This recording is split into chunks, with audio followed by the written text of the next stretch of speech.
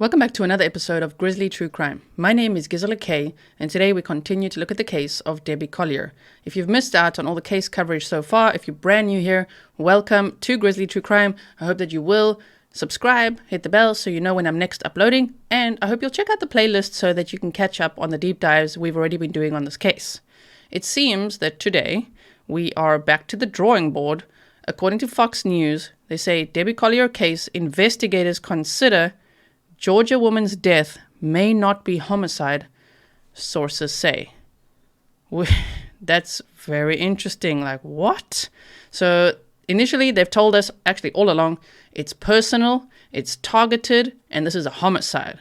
They took the unaliving option off the table early on, as well as kidnapping. And now, according to Fox News, I haven't heard it from law enforcement themselves, but according to their sources, law enforcement is saying unaliving or accident? Georgia investigators have begun exploring the possibility that the disturbing death of Athens office manager Debbie Collier may not have been a homicide as initially suspected, according to law enforcement sources. They have no evidence linking several key people close to Collier, including her husband, daughter, and daughter's boyfriend, to the locations anywhere near the crime scene between her disappearance on September 10th and the discovery of her remains the following day, according to two sources with knowledge of the investigation.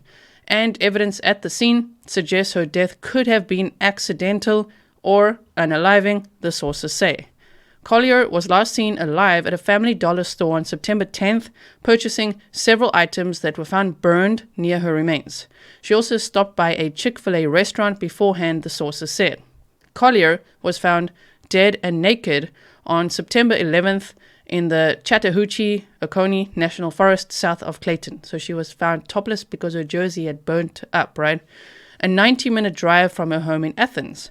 Her husband, Stephen Collier, reported her missing around 6 p.m. the day earlier.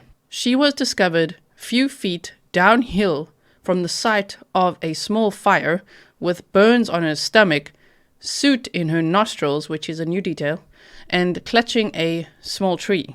When Fox News Digital visited the scene earlier this month, it was evident that at the heart of the burn marks, there were no signs that a wood-fueled fire had been constructed, although several items she was carrying were found scorched on the ground, including a blue tarp that she had purchased with small remnants of the Georgia Bulldogs jersey she was last seen wearing.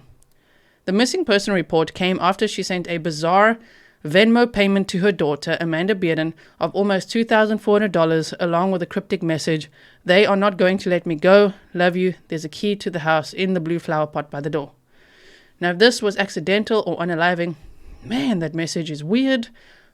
But one has to consider, in a mental state like that, if that's the possibility, you just don't know what someone can or will do. The sum Bearden received the day her mother went missing is very close to the amount Bearden's live-in boyfriend, Andrew Gigerich, owed in probation fines, sources told Fox News Digital earlier this month.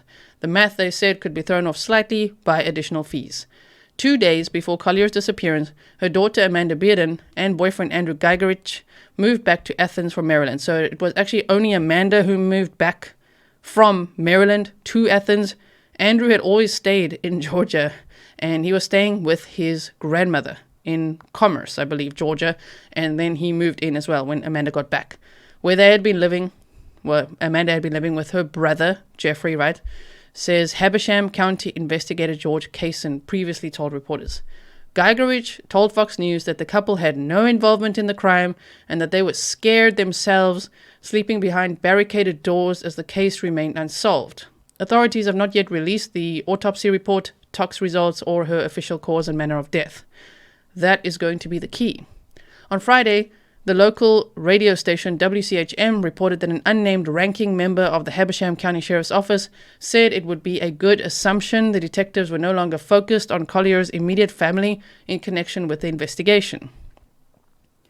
John Kelly, a criminal profiler and psychoanalyst who has been following the case, and who initially said that he believes this is the work of a budding serial killer, said there are a few questions he'd still like to have answered. Why'd she drive up there? Why try to pull herself up after she'd fallen down a hill in the woods? He said on Monday. She looked like she was getting ready to go tailgating. dressed up to have fun, not to kill herself.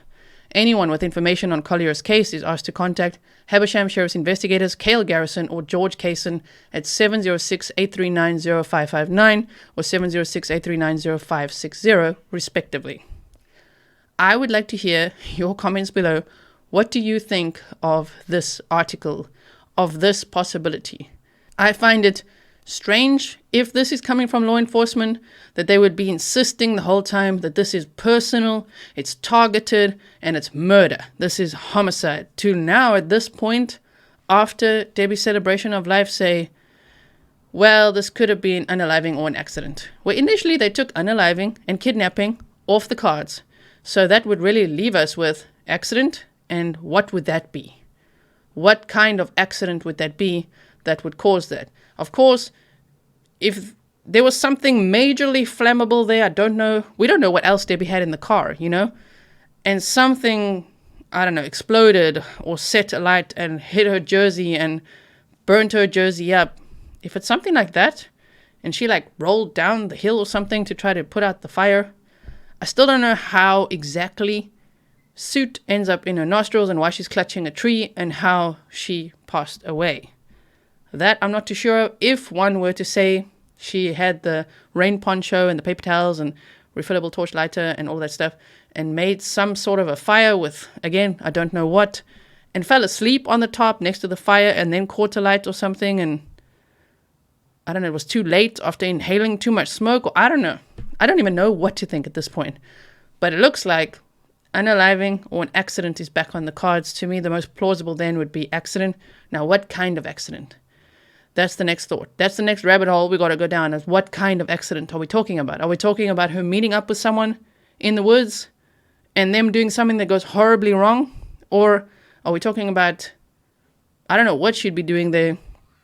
Is it a plan to camp out there for the night and then falling asleep by the fire, and then something major catches a light? I don't know, because the top was also partially burnt. So I don't really know what to think about any of that, and I'm very excited to read your thoughts in the comments below, so please leave those. If you haven't yet subscribed, make sure you subscribe, hit the bell, that's for you, so that you get notifications when I next upload or go live, so that you're not angry when you miss out on the live stream chats and things like that. And of course, if you wouldn't mind, please hit the thumbs up and then share this episode with the hashtag Debbie Collier. At the end of the day, we really want to know what happened to Debbie. How do we make sense of this case? Because it is so bizarre. And also, do we need to help fight for justice for Debbie? That's the question. I'm sure her husband is going to be very upset with an article like this, with news like this, because he said the detectives told him this is murder. So if now detectives tell him, well, this could be unaliving or some sort of accident, that's a lot of a whole roller coaster of emotions to deal with. So sending condolences to Debbie's family and friends. I really hope that there will be a resolution in this case soon. I'll keep you posted. As you know, I'm watching this case very closely, and I'll see you in the next one. Stay safe.